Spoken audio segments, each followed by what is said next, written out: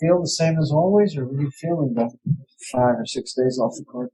I'd say in the fourth quarter I started feeling a little bit, but from the jump I felt good. I have 6, 7 days off. I mean, it's hard to take that many days off and come back and get right to it. But my body felt fresh. It wasn't sore like it was before. Like, it was good to have a few days off, but when you take 7 days off, your conditioning starts to wear down a little bit towards that.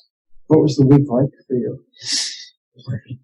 Just laying on the couch watching TV, playing with my dog. That's about it.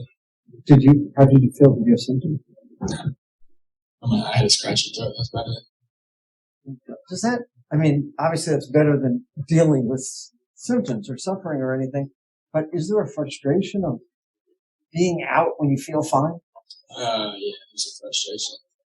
I had it way back. I felt the same way back then. I'm not going to say much about it, but it's frustrating just sitting there watching and, you can collect.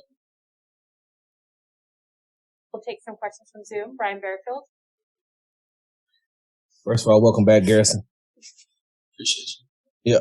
Can you just talk about the looks that you were getting tonight that your teammates were creating, but you were also creating as well? I said this way back, in my first couple games here that, not many of my shots come off of my doing. It has to do with guys making the right reads, making, the right screens, setting great screens, cutting hard, whatever that may be. I'm not a one-on-one player, so I rarely create my own shot. It's usually, sprinting the floor or somebody hitting me with a great pass or a great screen or cutting, and it opens things up for me. I wouldn't be able to have some of the looks I had without, my teammates, getting them for me.